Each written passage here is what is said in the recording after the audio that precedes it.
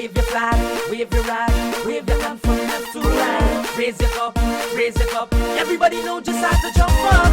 PPP, take it back. PPP, take it back. PPP, take it back. PPP, take it back. PPPC is the party for we. Watch how they call it with old PNC. What they don't know is a bigger victory. They say they will never call it, they will stay as KFC. Now they're gonna marry old PNC. Oh, PPPC is the party for we. Watch how they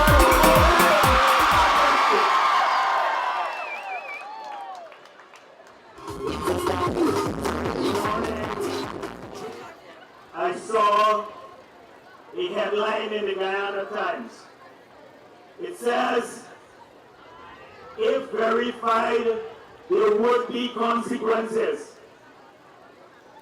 It was quoting the chairman of the Elections Commission, and he was referring to the obnoxious, illegal statement by James Bond last night. And I've heard right across Guyana people describing attempts, what I view as organized attempts to create confusion in the polls on election day, describing those attempts as maverick and basically loose cannon behavior. It is no way maverick behavior, nor is it loose cannon behavior.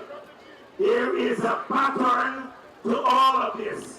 And if we don't put a stop to it now, then on election day, there shall be consequences for this country. And so I ask the people who were entrusted by our Constitution and our laws to ensure that elections are organized properly and fairly in this country, that they don't sit and become complacent and view these attempts as isolated or maverick. That how they deal with these attempts leading up to the elections, illegal attempts to subvert the poll, would mean a lot about what takes place on election day itself. So Mr. Serge Bali, Mr. Lowenfield, the chairman of GCOM and the chief executive officer, you need to apply the laws of this country to such behavior. Do not excuse them, because it is the testing ground for creating confusion on election day. How could James Bond know about the military vote that took place last night when the votes were not counted? How did he know what took place at whim? And he gave percentages, how many votes they got and how many we got. It's impossible to do that. And remember, we talk about subverting the military. We talk about subverting the police. Well, it has already started. Because if you're trying to paint the discipline services as being partisan, as pro-PNC, then you're basically going back to something that this country suffered, the Granger champion, which was the paramountcy of the party. And so, and the kid and kin argument, you're right, you're absolutely right about that. So, if he made that statement and he doesn't have the facts, he's a candidate on the PNC list, it's illegal. They have to charge him now. They have to charge him and send a signal to this country. And they launched a couple days ago another project aimed at creating confusion on election day. It's called Project GPS. So they're saying that people across Guyana can take a picture on their phones of the statement of poll and send it to the PNC, and they will post it up on election night as the unofficial results.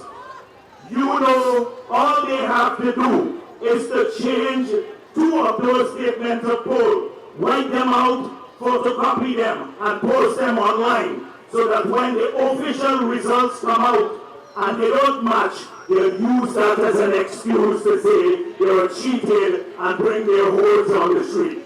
So that needs to be condemned too.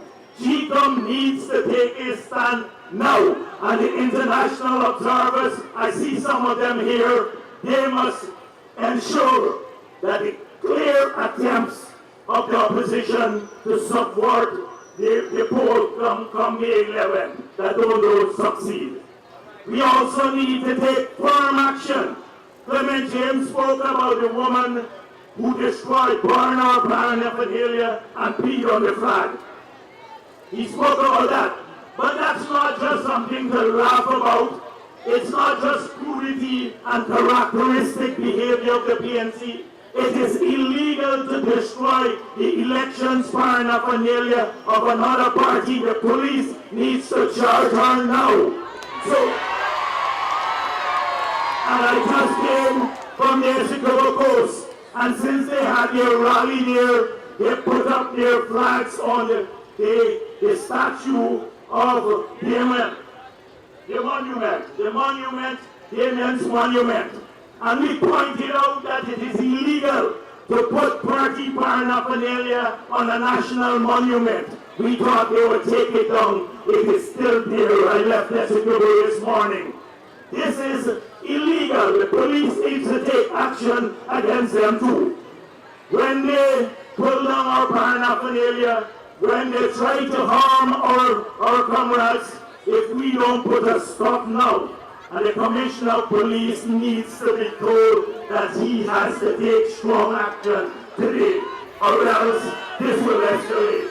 And so, comrades, do not think they're scaring us. For a moment, we're not scared, but we have to guard and expose every attempt that they will use on election day. They already see the overwhelming support of the PPP. They're getting fearful. They're getting fearful. Ramjatan came here and he put Monaik, the clown, believe the size of the crowd. Why would he leave and come here if he was not worried? And Priya Manichan said Ramjatan didn't do anything, and Priya, Ramjatan cannot do anything. He's the baggage boy for APNI. How will a baggage boy do anything? He has absolutely no power. When they tried to make Moses Nagamotu the speaker, Granger said he is not competent. He is not capable of being the speaker. If he's not capable of being the speaker, how could he be capable of being the prime minister of this country? We have a woman here who has led the negotiations, Ghana's negotiations, with many countries in the world. She headed the foreign ministry at the technical level for many years. A capable Elizabeth Harper. And you can trust her too, in spite of all they say about her. She didn't do like Nagamotu did. Today, all he talks about is who is corrupt, not about their plans for the country, not about their betrayal. Well, Nagamotu collected $8 million from the government when we were building the bridge just here to negotiate with people a settlement. $8 million that we paid him so that the people didn't have to pay him. And then Mandela came here and told me that he also collected money from the people for the crossing. This guy, this is the same Nagamotu and Ramjatan who came and promised people to increase their wages by 20% in the sugar industry in 2011. 20%. They walked through Bath and Blaymont and Kanchi and many of the other areas talking to people that they would do all the wonderful things. 3 months later, when we tried to pass a $4 billion subsidy for the sugar industry, they voted with Granger to cut the money for the sugar industry. Now they're coming back again to talk about sugar. how well they would do for sugar. Although 2 years ago, they said they would shut down the sugar industry and go tilapia. And that is Nagamutu for you. Comrades, if he betrayed your trust once, he betrayed our party, he betrayed Shadi Jagan's party, he betrayed you in 2011. Those of our comrades who are misguided and listen to the sweet words, I say to all of them, the PPP is your home. Come back home. Let's share. Do not listen to them again.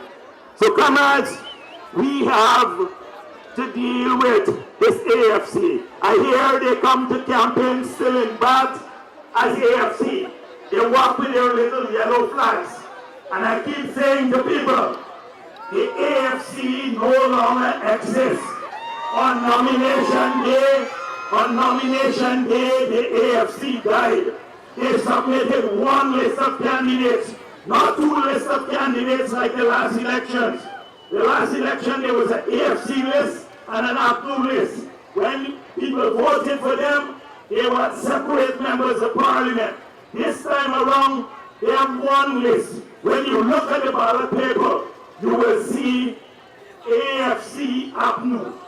It means that if you vote for them, you're not voting for Ramjatan or Nagamutu. You're voting for Granger to be president of Guyana. Are you going to do that, comrades? Are we going to be fooled by their campaign now? That they're separate and somehow Ramjatan said, if things go bad, I will take my 12 MPs and walk out. What 12 MPs? He wouldn't have a single one. The president of Guyana now is the head of state. He's also the head of government. The powers reside in the president. The prime minister is appointed by the president. We have kept faith because we can be trusted with our dear Prime Minister Samuel Hines. He has stood, he's worked hard side by side with us. We can be trusted to keep the faith with Elizabeth Harper. But you think if Granger fires Nagamutu the second day after they win power, God helps his country if that happens. He will not have a single thing to do because they lost their leverage from the time they decided to go on a joint ticket, one slate of candidates. So do not be fooled. There is no longer an AFC in the country. It exists on paper. The AFC is not contesting these elections. APNU is the lead partner. And if you vote for them with a mistaken belief that this is going to happen, comrades, they have betrayed every single trust that we have placed in them. They cut $80 billion from the budget. The money was for children education grant, the subvention to student loans in the University of Guyana, for Amerindian development, for hinterland airstrip, for the sugar industry, for the rice industry. They cut $80 billion in the 3 years that they spent in Parliament in partnership with APNU. We don't need to go back to 28 years. We don't need to find evidence of how their behavior, because we have seen how they behave in just the last 3 days. We see how they're behaving now. We saw how they behaved in Agriculture when they beat up a lot of young people, etc., through violence and children and women. And that was in 2012. So there is absolutely no change. You know what we stand for. We have outlined this in our manifesto. We have been the change in Guyana. We don't need to change again. Change is a constant process with the PPP. We have pointed out how the difficult period, what we started off with, and you have a party that you should be proud of. We started with a bankrupt country. Today we made it into the most economical, viable country in the Caribbean. We started without any money in the treasury, with a huge debt. Today there are large sums of money in the treasury that they're eyeing, and we have reduced the debt substantially. We have changed the landscape. You drive across Guyana from Timeri to Gravel Creek or to Charity, and you will see the changes in this country. But have we solved every problem? No, the answer is no. We still have a lot of work to do. We still have so many things to do. But we have a clear vision of where we're taking this country. We have outlined in the sugar industry how in great detail we intend to change sugar and make it viable in spite of all the challenges that led to the closure of the sugar industry in Trinidad and Barbados and St. Kitts. Huge challenges in the sugar industry.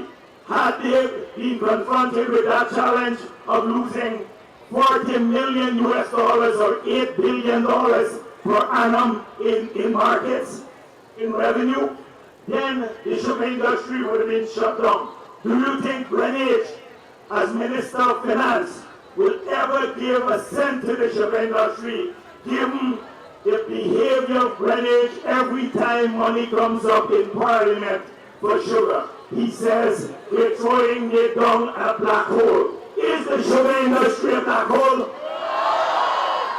That is how they see it. So we have to do a number of things to make sugar right. We have to improve a number of things. We have to make sure people get higher wages. On rice, I came from Essequibo, and they keep peddling the lies to people that we're taking their money through Petro-Caribbean, keeping it their rice export money. And I had to point out that Petro-Caribbean has absolutely nothing to do with the rice industry.